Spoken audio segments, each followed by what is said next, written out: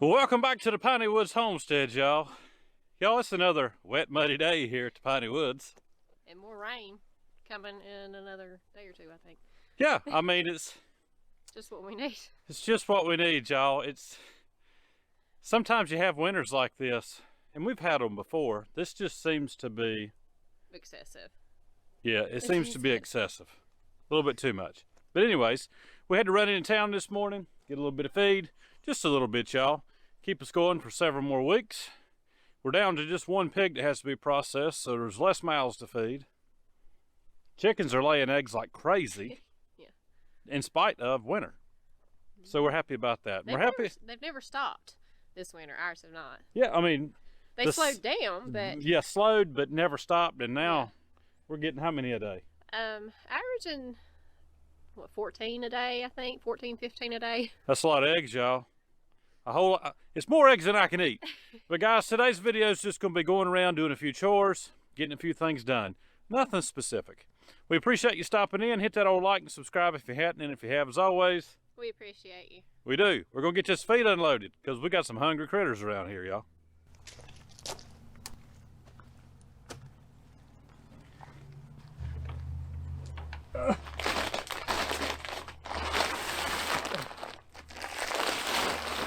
I'm not as limber as I used to be.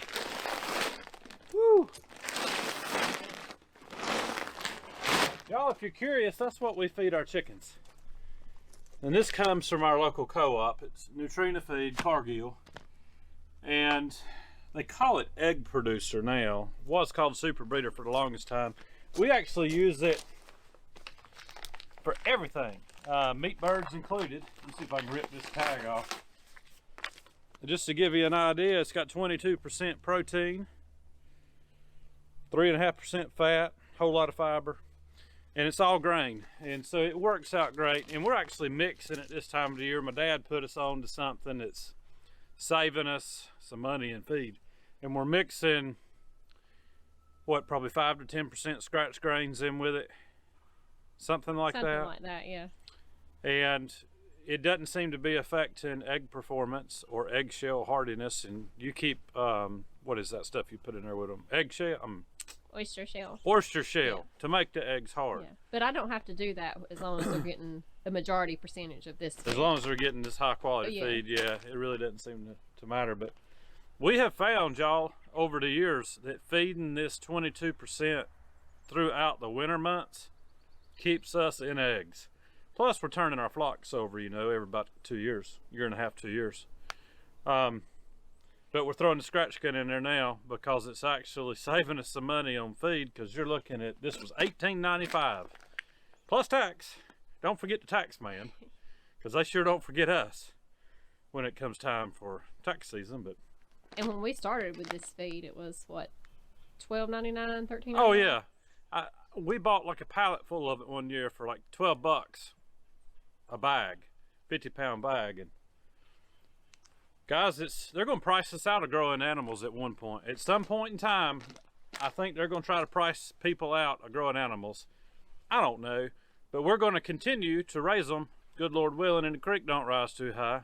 That's what we're doing.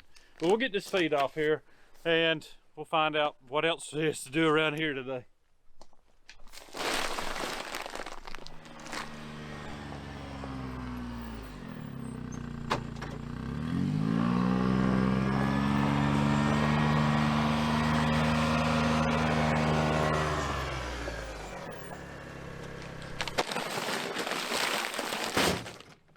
Work smarter, not harder, right? Y'all, had to have the guy at the feed store help me load this feed this morning. I was a little bit embarrassed. But my Nemesis decided to show up yesterday evening, and my Nemesis would be kidney stones. Fortunately, I passed it, and I'm hoping there's nothing else in there. It's been a while, so that's nice. But y'all do everything right. Take all the supplements. Drink plenty of water. Plenty of pickled foods. I don't know what else to do but just endure it. So. Fortunately, in this past year, I think I've passed probably, what, a dozen? Well, I decided you were a rock quarry there for a while. Yeah, I am pretty much. There for a while, I was like passing them every, what, 2 or 3 weeks? Yeah. But it's been a few months, so fortunately got that done. But thanks to the young man at the feed store that did the old team lift with me this morning, because I don't think I could have done it too good. You might be team lifting with me here in a minute.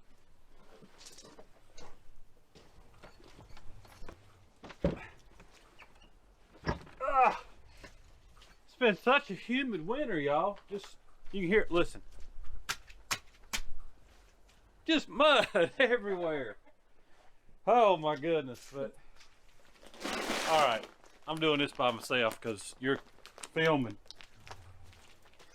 I think I need to be the one doing it there.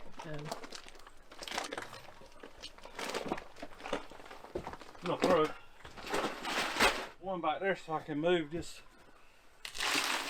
That bag needs to be used first. Then I can get it all put right here. Y'all, this was a great idea, putting these steps here. Except for when it's not. I think we're gonna rip these steps off and a ramp would be easier. A ramp would be so much easier. And the top step is too narrow to get a good footing, really. So yeah, I mean it's helped, but we need a ramp. And so when everything dries out in spring, keep saying that, in the spring, might be summer at this point. Hope not. There's gonna be a nice ramp put down through here with some of that non-skid stuff, and we're gonna put that non-skid stuff on Lisa's steps over here too, because she's bit the dust more than once, falling down on slick steps. Not on the steps, on the ground.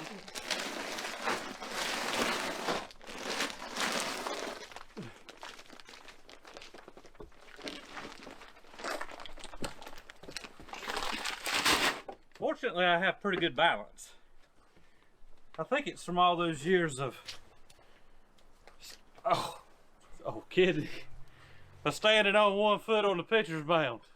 I don't know. We'll get this off here. We're gonna move on to something else, y'all. I need to go down here to the pigs, do a couple things, and if I'm not too tender, I'll buck some firewood later for Lisa, because she ain't been on that thin blue beast in about a week. It's time to get back on it.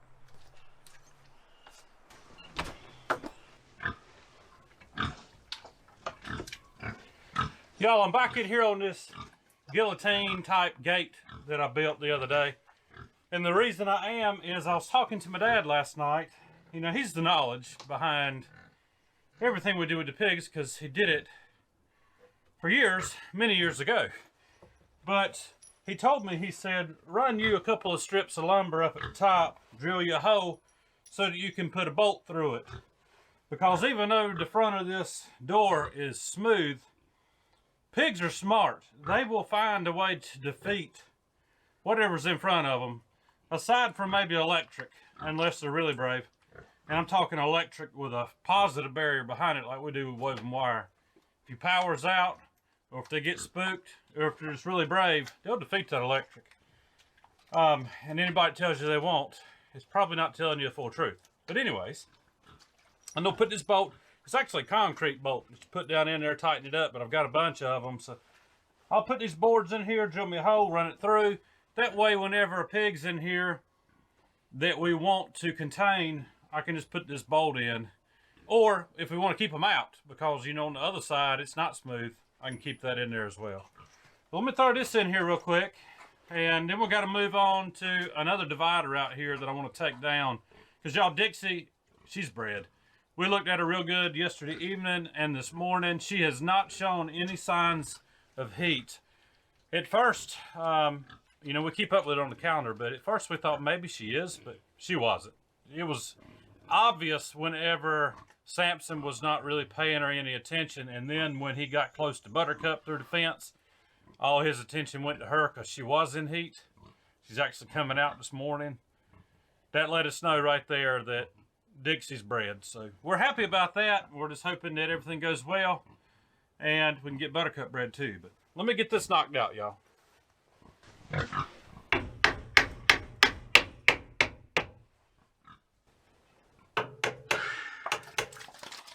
Fence works.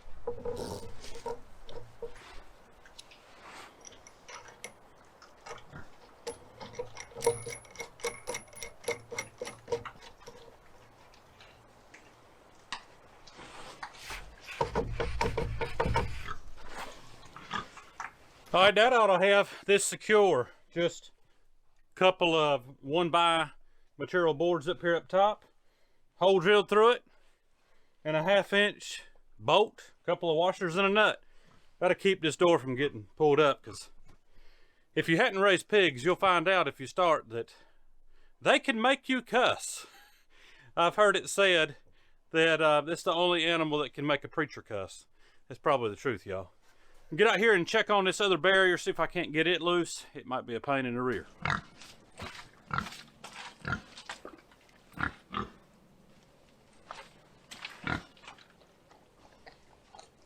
Don't get too close to that fence now, Buttercup.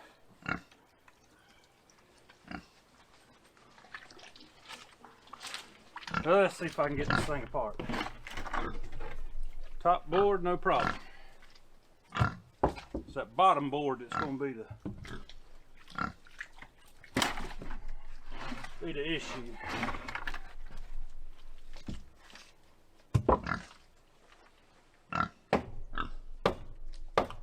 Oh yeah, it is wedged in there.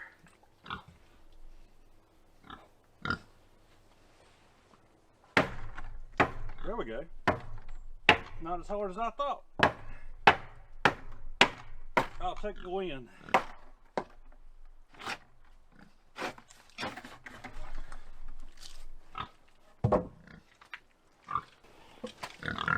Whoa. Y'all, this barrier right here that I just took down, its sole responsibility is keeping pigs from wanting to run down the chute to Sampson's lot. It's to get them to turn and go into the farrowing barn from out here where we top the pigs out. And eventually I'll get another one of these guillotine doors built for this spot right here as well, but not today. I just am wanting to open it up so that we can get Dixie moved. Might try to do that today, not 100% sure. But that's one task complete. Y'all, if you're new to the channel, I know we've got some new subscribers here as of late. We raise Hereford pigs out in the woods, and you're going to see a lot of mud up here around where the water barrels are. We've had monsoon rain, y'all, all winter long, and it's gotten worse the further we get into winter. But we mitigate that because we've got such a large area out here for these hogs that not all of it's soupy wet. You get further out into the woods and there's high ground for them to bed down on. The only issue we've really had is Sampson's lot because Dixie was digging so many holes. But we did a temporary solution the other day, expanded that area, and I've got them out of it right now because I got to do a little work on that new area, and later today put them back in. But the wind's blowing pretty good, so hopefully it'll dry a little bit. But y'all, that's what we do here. We don't just do raising hogs, we raise the majority of our own vegetables. You'll see that in the spring, or you can go back and watch some videos. We also split firewood. We recently have gotten into that. And we operate heavy equipment, or I do. And Lisa's learning on the excavator. But that's what we do, y'all. And just try to scratch out a living and honor God in everything we do. So we appreciate you stopping in at the Piney Woods. Y'all, that's all I know have for you today. A little short video. We hope that you enjoy getting to come along for some of our daily tasks. Not every time do we get out here and do something real exciting. A lot of times it's just mundane work, y'all, but it's enjoyable work. Guys, have a good day, a great week. We'll see you on the next video.